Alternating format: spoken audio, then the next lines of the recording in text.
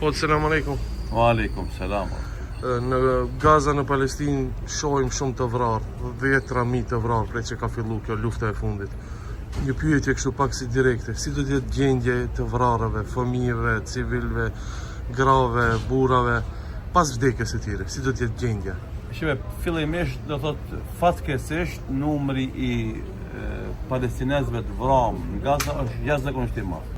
Është masakër dhe është vlerësuar si gjenocid ajo që ndodh atje.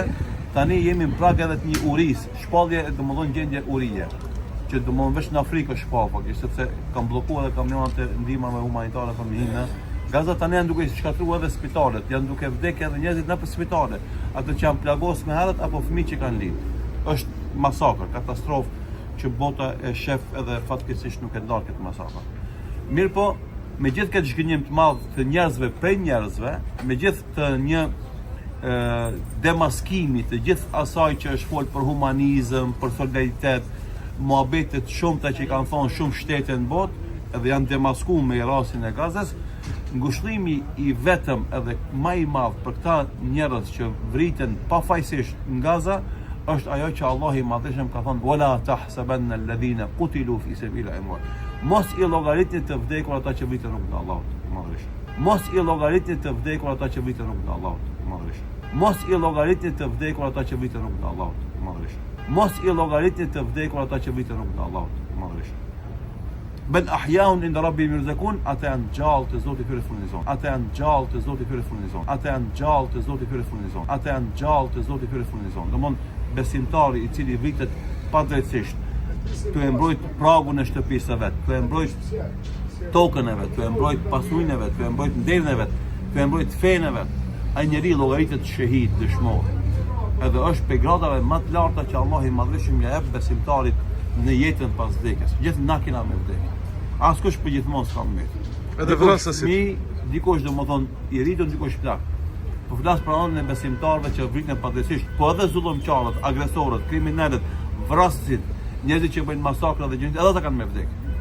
Edhe këta kanë me dalë para Allahut xhelal. Këta kanë mu shpërbly me shpërblime të mëdha. Ata kanë me pas kopshte të xhenetit, kanë me pas pallate të xhenetit, kanë me pas grada të larta në xhenet. E këta kriminalët, vrasësit, masakruesit kanë qenë poshtruar edhe në këtë botë. Zotën janë poshtruar, se edhe gjykata ndërkombëtare do të për krimin dhe njerëzimit i ka shpall ata si domthonë shkaktar të gjenocidit dhe masakrave. Dhe i lyp që të dalin para gjykatës dhe gjykohen për ato krime që i kanë bërë.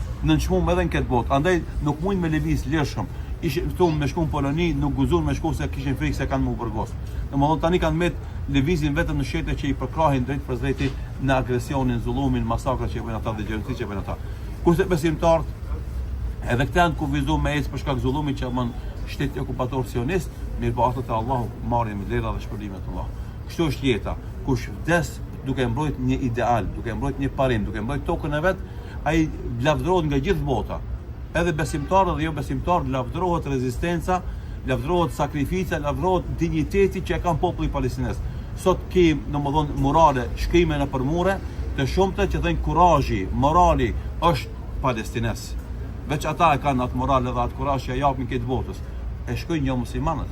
E të na muslimanët na përveç kësaj që tregojmë heroizmin e tyre, që tregojmë trimërinë e tyre, tregojmë edhe shpërblimin që ata i përret Allahu i Madhëshëm, ajo është xheneti Firdaus inshallah taala.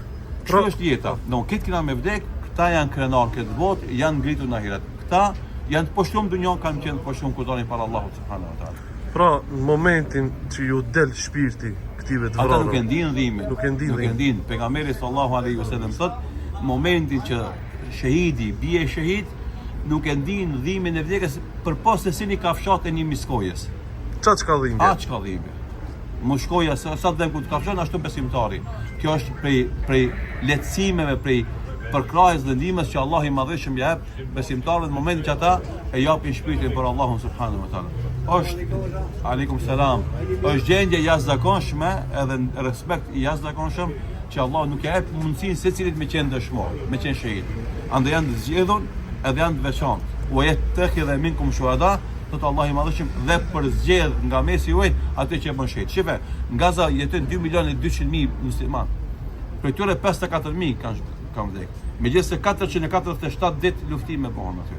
që tregon se domethënë jo gjithë ata e kanë arrit nivelin, e kanë mush cenzusin me koni përzgjedhur me qenë shahid. E këta që kanë shkuar sigurisht që kanë qenë devotshëm, kanë qenë bamirës, kanë qenë të pastër, kanë qenë mirë, edhe Allah i ka zgjedhur i ka bërë shahide inshallah. Domethënë ju del shpirti pa dhimbje dhe fillon lumturia e tyre. Po, ata që nga momenti domethënë i vendosjes tyre në varr, ata fillojnë jetën e begatit të varrit, që pastaj i pret domethënë shpërblimi i veçantë ata në xhenetet e larta. Po, që nga momenti që i del shpirti nga trupi dhe ata vendosen në varr dhe i kthehet shpirti pastaj përsëri në varr, ata fillojnë me gëzu, me e shiju kënaqësinë e shpërblimit të Zotit të xhelal. Që neve na dhimbsen ata, ku i shohim na për shembull të vrarë, ku i shohim të masakruar, ku i shohim të coptuar, na dhimbsen të fëmijë që vdes i posalindur 20 ditë, 15 ditë, 30 ditë se s'ka kusht elementare në spital, na dhimbet ai fëmia i masakruar, na dhimbet ai njeri i djegur na përçatra prej bombardave ndryshme fosforike që bëhen ata, na dhimbet gjithë ata që vdesin në ngërmadha. Mirë po te Allahu ata janë të buzëqeshur në zumë. Edhe jo rastisht kemi na shumë fotografi të dëshmorëve të palestinez që kur i kanë bë gati xhenazë i shef tuk qesh. Ata e shohin se çka i pret ata në jetën pas vdekjes. Normalisht na jemi besimtarë dhe besojmë këtë gjë. Tash lëni pas dore ata ateistat, dyftyrësat, islamofobët, materialistat e kështu me radhë që ata nuk besojnë shumë gjëra domosdoshmë që ndodhin në këtë jetë, mos flasin për ata që ndodhin në jetën pas vdekjes. Allah shpërblet inshallah.